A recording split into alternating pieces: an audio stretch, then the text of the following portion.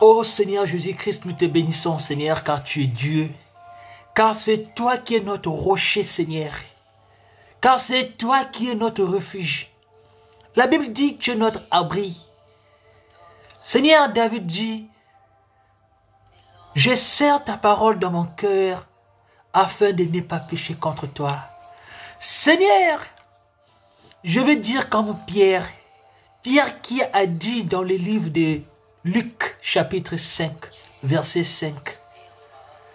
Seigneur, comme c'est toi, je jeterai le filet sur ta parole. Sous ta parole, mon frère bien-aimé et sœur, je te demande de jeter le filet. Mais c'est quoi jeter le filet?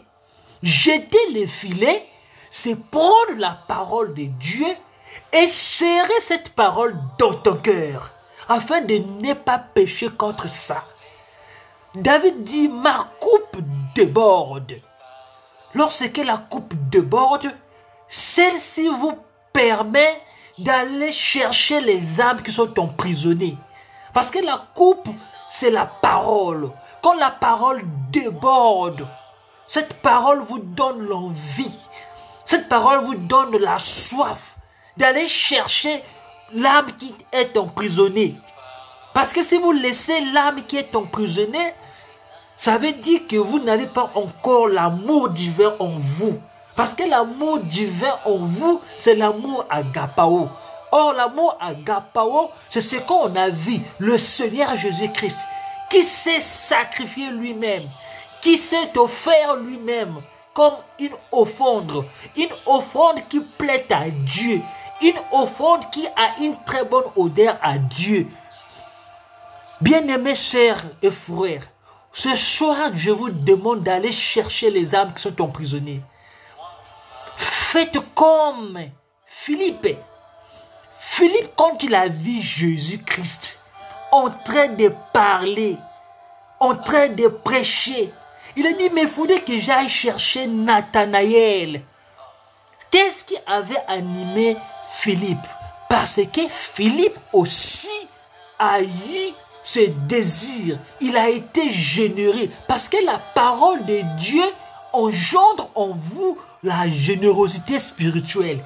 Et c'est quoi la générosité spirituelle? C'est d'aller puiser les âmes qui sont dans le puits. C'est ça qu'il faut faire. Et c'est ça qui nous donne les ailes de l'évangile. C'est ça qui nous équipe.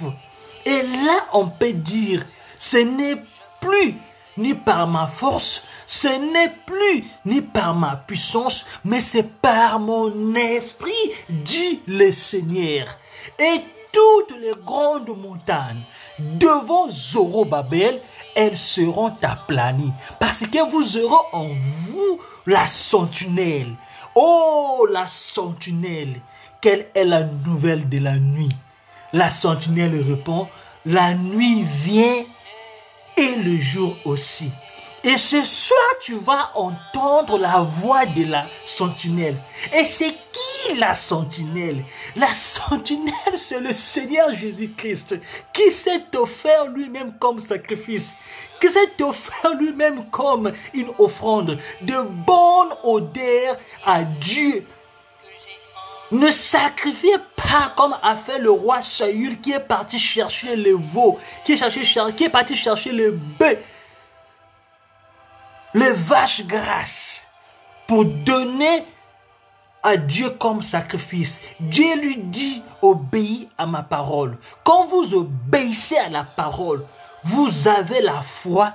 Dieu est capable d'appliquer Marc 16. Dieu est capable d'appliquer Marc 11 dans votre vie.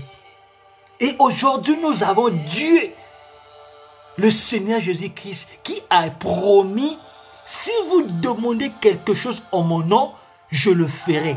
Il a dit cela dans Jean 14. Il dit, si vous demandez quelque chose en mon nom, je le ferai. Vous voyez, on a une promesse. Toutes les promesses dans la Bible nous appartiennent. Tous les chapitres dans la Bible nous concernent. Tous tous les versets dont la Bible nous concerne. Le problème, ce n'est pas maîtriser ces versets. Le problème, ce n'est pas comprendre ces versets. Tout ce qu'on te demande à faire, c'est quoi? C'est de connaître celui qui anime ces versets. Et celui qui anime ces versets, c'est le Seigneur Jésus-Christ.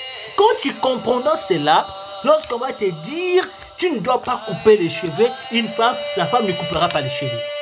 Elle ne cherchera pas à savoir pour justifier la modernisation, pour justifier la civilisation. Non, c'est l'ainsi dit le Seigneur.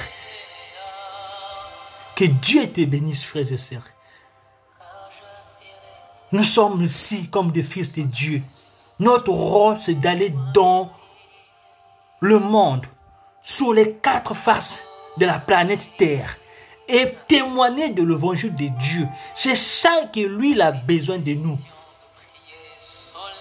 Ô sentinelle, sentinelle, que dis-tu de la nuit? La nuit vient et le jour aussi. Sur ta parole, Seigneur, nous irons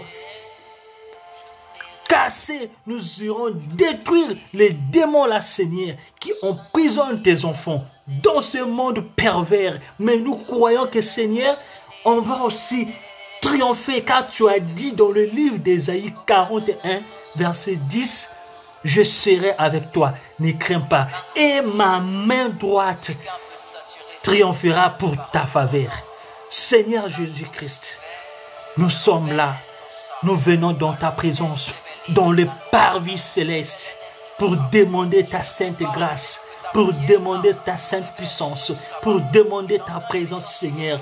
Je veux que ce soir, Seigneur, celui qui écoute, Seigneur, tout ce que je dis ici, ce n'est pas en vain. Il y a une signification, Seigneur. Place tes paroles dans ma bouche. Touche tes enfants qui écoutent cela. Que ces paroles soient propagées, que ces paroles soient diffusées. Quand il y a une âme qui a soif d'entendre, d'écouter cela. Que Dieu vous bénisse, frère. Que Dieu soit avec vous. Au nom puissant du Seigneur Jésus-Christ, nous allons nous revoir. N'oubliez pas de partager. Partager, c'est ça qui compte. Parce que toi seul, tu n'es pas cupide. Toi seul, tu n'es pas gourmand. Toi seul, tu n'as pas besoin de tout avaler. Tu as besoin de donner un peu comme la coupe déborde. Lorsque la coupe déborde, elle a besoin de contaminer tout ce qui se trouve autour de la coupe. Et c'est ça qui est la parole. Lorsque vous avez la parole en vous, vous avez le Saint-Esprit. Le Saint-Esprit ne reste pas uniquement dans votre vie. Le Saint-Esprit va t'appeler. Le Saint-Esprit va t'amener d'aller chercher les âmes assoiffées. Les âmes qui ont soif de la parole. C'est ça le Saint-Esprit. C'est ça la coupe déborde. La coupe déborde. Vous prenez de l'eau. Vous mettez dans un verre. Si l'eau est remplie, le verre plutôt est rempli, l'eau commence à se verser. L'eau commence à se déverser. Quand l'eau se déverse, c'est ça qui va amener la contamination de tout ce qui se trouve autour du verre. Or, cette contamination dans le langage spirituel, c'est le Saint-Esprit qui va commencer à toucher tous ceux qui sont autour de toi. Donc, les figuiers vont bourgeonner. Les figuiers vont les donner du fruit. Et ces fruits vont servir pour la cause de Dieu. Que Dieu vous bénisse. Soyez salués. Je vous salue. Bonne soirée.